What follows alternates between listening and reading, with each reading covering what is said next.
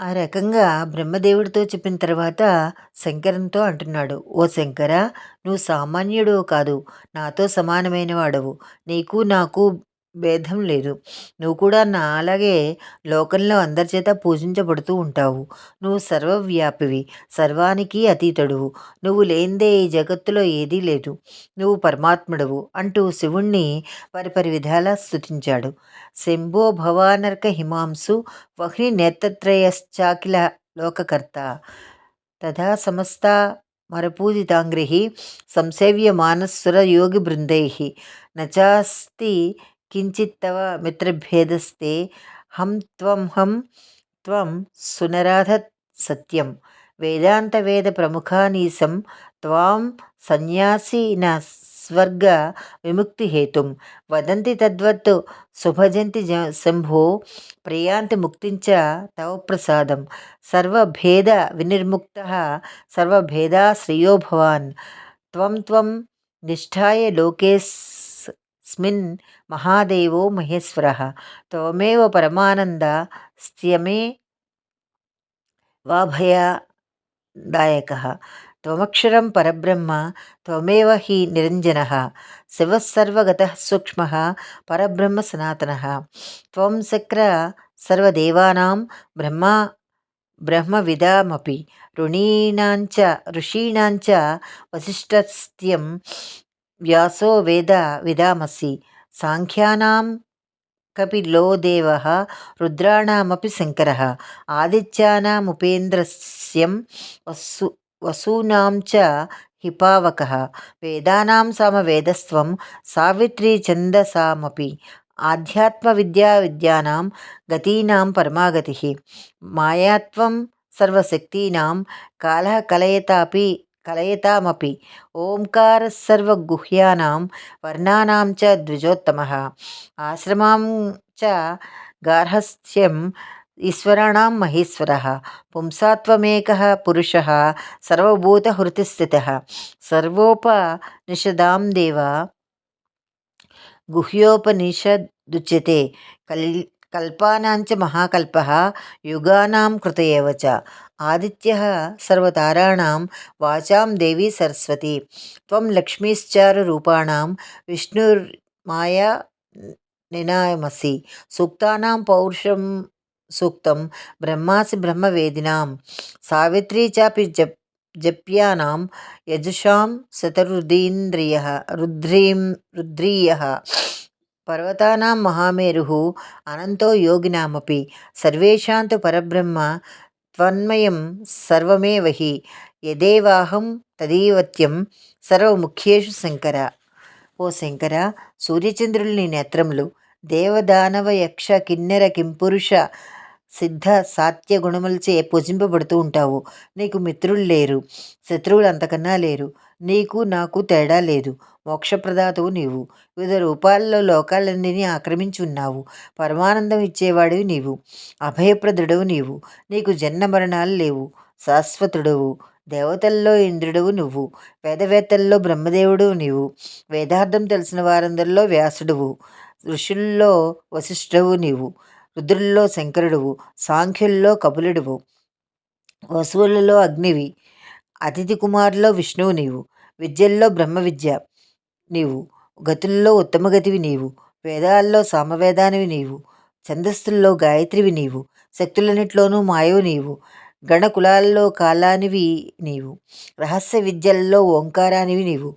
చతుర్వర్ణాల్లో బ్రాహ్మణుడివి నీవు. చతురాశ్రమాల్లో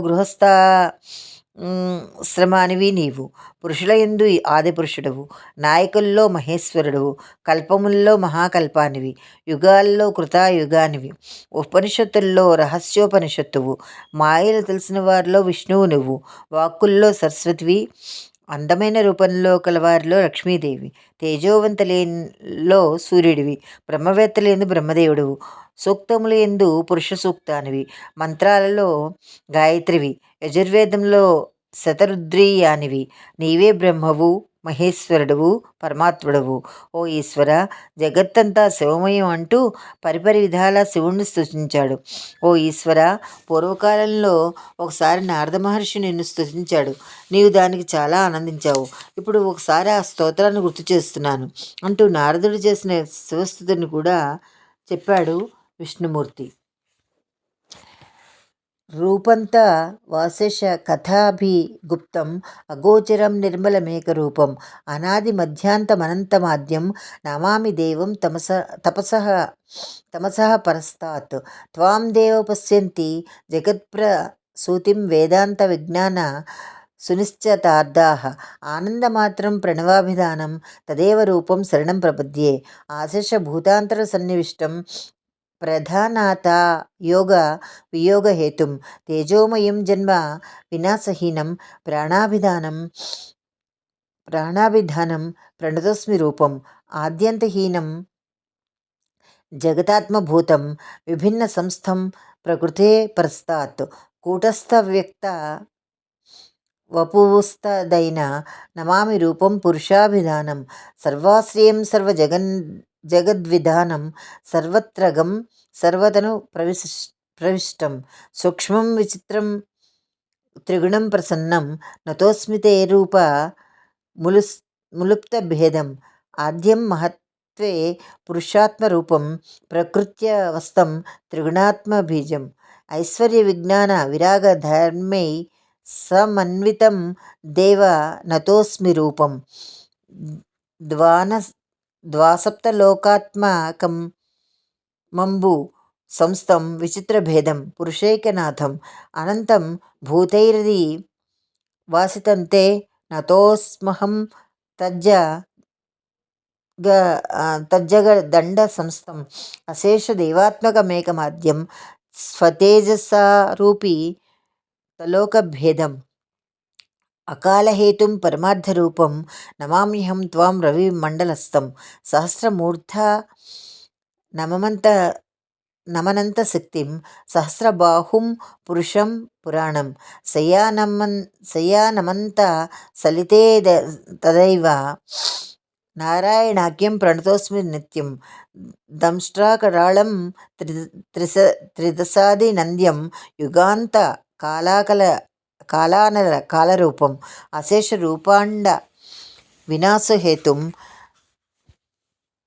నమామి రూపం తవకాల సంజ్ఞం పణ సహస్రేణ విరాజమానం భోగీంద్రముఖ్యైరభిపూజ్యమానం జనార్దన ప్రీతి మహత్కరం త్వాం నతోస్మి రూపం తవశేష సంజ్ఞం అవ్యాహతైశ్వర్య మయుగ్మనేత్రం బ్రహ్మామృతానంద రసజ్ఞమేకం యుగాంతశేషం దివి నృత్యమానం నతోస్మ్రహం త్వామి హారుద్ర సంజ్ఞాం ప్రక్షీణశోకం విమలం పవిత్రం సురైరర్చిత పాదయుగ్మం సుకోమలం సాంద్ర సుసుభద్రదేహం నమామ్యహం త్వామఖిలాదినాథం చతుర్భుజం శూలమృగాగ్నిపాణిం ప్రయత్నతో భక్త వరప్రదానం వృషధ్వజం త్వాం గిరిజార్ధదేహం నతోస్మహందేవ కృపాకరేశం. ఇప్పుడు గృత్సమదుడు చెబుతున్నాడు. ఓ జహ్ను మహర్షి, బ్రహ్మదేవుడు శంకరుడు వారిలో వారు కలహించుకున్నారు. దీనంతటికీ త్రిగుణాలే కారణము. వీరే ఇలా చేస్తే ఇంక సామాన్యుల పరిస్థితి ఏమిటి? తెలివైన వారు మాఘమాసంలో శ్రీ మహావిష్ణువుని ఆరాధిస్తారు. తెలివి తక్కువ వారు వృధాగా కాలక్షేపం చేస్తారు. గతించిన కాలాన్ని ఎవరూ మళ్ళీ తేలేరు. అందుకే అహంకారము మమకారములు వదిలి మంచి పనులు చేస్తూ కాలం గడపాలి. మాఘపురాణం 21వ అధ్యాయం సమాప్తం.